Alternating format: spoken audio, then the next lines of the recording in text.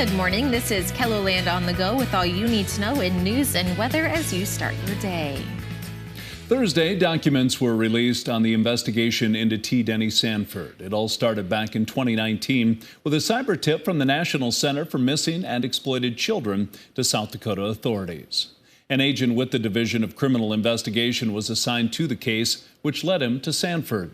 The newly unsealed documents confirm several images of what appear to be naked underage girls found on his phone. Sanford's lawyer has claimed his account was hacked. In 2022, the Deputy Attorney General working under Jason Ravnsborg filed a document closing the investigation saying, quote, "There are no prosecutable offenses within the jurisdiction of the state of South Dakota." If you are interested in seeing the court documents released yesterday, we've posted them with this story right here on KELOLAND.com. Sioux Falls police are asking for the public's help to find the person connected to two separate stabbings. Take a close look at this surveillance video. Investigators believe the man in this video is connected to two stabbings that happened within about 15 minutes of each other. The incidents happened in the area of 9th Street and Cliff Avenue Tuesday night. Both victims are expected to survive. If you have any information about the stabbings, you're asked to call police or Crime Stoppers. The Union County Sheriff's Office is investigating a suspicious death of a woman who was found at an apartment complex in Dakota Dunes. The sheriff says that someone went to check on a woman at the Wellington apartment complex on Wednesday morning. Authorities say that person found the woman dead and called law enforcement. Investigators say the death is suspicious. The name of the woman has not been released. The South Dakota Division of Criminal Investigation has been called in to help. Attorney General Marty Jackley says a child was found safe by law enforcement. The sheriff's office says there is no danger to the community. A look at Minnehaha County's jail log will reveal inmates who are repeat offenders. County Sheriff Mike Milstead says additional accountability is warranted. He also says it's necessary to be tough on crime.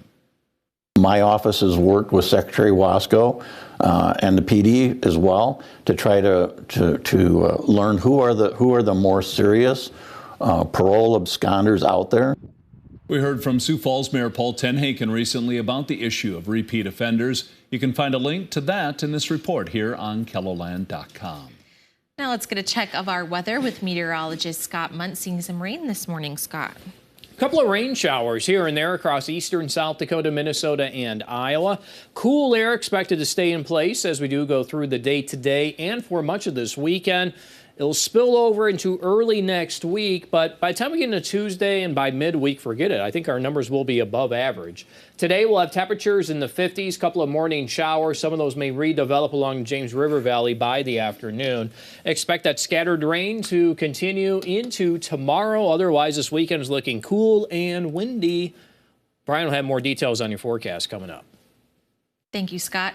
The Dante Fire Department was able to capture a cool moment during a controlled burn with the Wagner Fire Department this week. Officials say it started with a little fire-nado and evolved. The department says this goes to show how a fire fights for oxygen when two lines meet up. The fire-nado kind of went against the wind before falling apart. If you're noticing the trees and shrubs in your yard look a little different than they did last year, that may be because of rabbits that paid a visit. Higher snow levels meant it was difficult for rabbits to find vegetation for food, leaving them to eat trees and shrubs. Dan Pyle, owner of D&K Lawn Care, says if less than 25% of the bark is left on a young tree, it might last a year, but most likely the tree will die. Now, on the brighter side of things, on your deciduous shrubs, if they've eaten some of that, you can prune back lower than that point of where they've eaten, and they will come back. It might take a year or two for them to get as full as they were, but they will come back. He says if you're wondering about the life expectancy of the greenery in your yard, give D&K a call. Now that the Sioux Falls School District has tentatively adopted a budget to cut gymnastics, Lincoln High School's coach is speaking out. Les Coyne says he and other coaches and gymnasts tried to find a solution for the Sioux Falls School Board, but felt they weren't being heard. It makes you feel like their mind was already made up and that this was just a process that just had to play its way out until the hearing for the budget. Digital reporter Jasmine Jackson spoke with Coyne about his 30 years of coaching the sport and what this could mean for gymnastics in South Dakota. You can read that story on KELOLAND.com. The Sioux Falls Police Department's newest recruit is just 14 weeks old. He has 4 legs and a tail. His name is Leo. Leo kind of stuck out to us because of the acronym for law enforcement officer, but also because it's the name means brave and lion-hearted. Leo's in training to become a therapy dog. When he's certified, he'll be able to help officers and the community. That's why Severance Brewing Company wants to give the community the opportunity to help Leo. Leo will be picking out ingredients for a dog brew, and the proceeds from that will go to the vet to help pay for some of his vet expenses as he develops and gets older and needs vet care. Leo will pick out the ingredients for the dog brew at Severance on Sunday. That's a look at some of our top stories. Now let's get one last look at your weather with meteorologist Brian Karstens. Brian?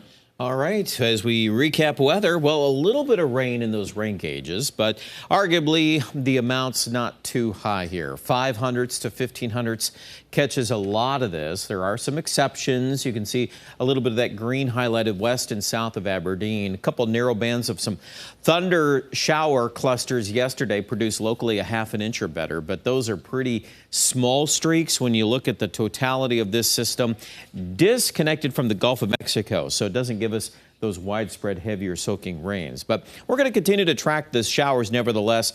Our focus as we round out the morning will be across southwest Minnesota, northwest Iowa, as the cold front continues to barrel to the east. The wind behind it will run 20 to 35 today in Sioux Falls. That'll kind of cap off these temperatures, likely in the 50s for the vast majority. And I expect that the rain, as it moves east here, we're going to expect some clearing overnight tonight. That'll allow temperatures to fall back to the 30s. Aberdeen will fully be in that range. Even Sioux Falls could drop as low as 35 by daybreak, depending on how the wind behaves. Don't forget, tomorrow we're going to regenerate a few scattered showers east of the James Valley, and that hit and miss rain will be common during the afternoon. Not a washout, but good idea if you're going to be outside, make sure you check your Storm Tracker app, as those hits of rain will be around. And then a lot of that will subside after sunset on Saturday night. And then we'll get in ready for, guess what? More wind this weekend. Take a look at our wind forecast today. It's generally in that 20 to 30, 20 to 35 range, which is still, enough of a current of wind to get our attention. But tomorrow, we're going to amplify the numbers in central South Dakota. Even Sioux Falls will pick up more wind in the afternoon versus the morning hours. But I really think Sunday, East River will be by far and away the strongest wind. Big area of low pressure over in Wisconsin, and the wraparound from that will be the culprit, and that'll really push that wind and that chill in the air. If it's a 40 to 50 mile an hour wind in Marshall, you'll feel that. Monday, we're kind of in a break zone. We get some wind in the east, but we're getting better as we get beyond that into Tuesday and Wednesday. And that's where the 7-day forecast comes in mind, because I think we're going to start pulling out of this pattern. Of course, I know many of you are paying attention to the overnight lows now. We're starting to get closer to when, we can start looking at that a little bit in more detail. Obviously, we're not out of the frost and freeze danger yet, but at this point, we're probably at least in the mid-30s to around 40 the middle of next week. And hopefully we'll hold in those ranges too. For a while. Aberdeen, I would expect 70s by early next week, by at least Wednesday and Thursday. So that's going to help our soil temperature, starting to get that back on track. We're lagging. Everybody knows that. It's been in the 40s for 4-inch soil temperatures. And that not really too conducive for a lot of planting yet, or at least nothing major. The Pier area, we are getting back to 70s by Wednesday and Thursday. And obviously getting to that point without a lot of rain. Not much in the Rapid City forecast either. So we will have a tendency to dry down over the course of the next 7 days. Check out the details of the weather online at KELOLAND.com.